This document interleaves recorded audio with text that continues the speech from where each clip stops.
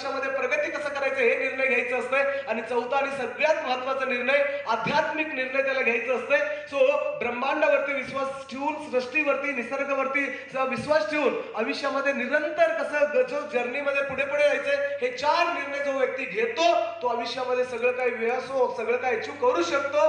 So मित्रांनो भेटूया. Thank you so much. धन्यवाद.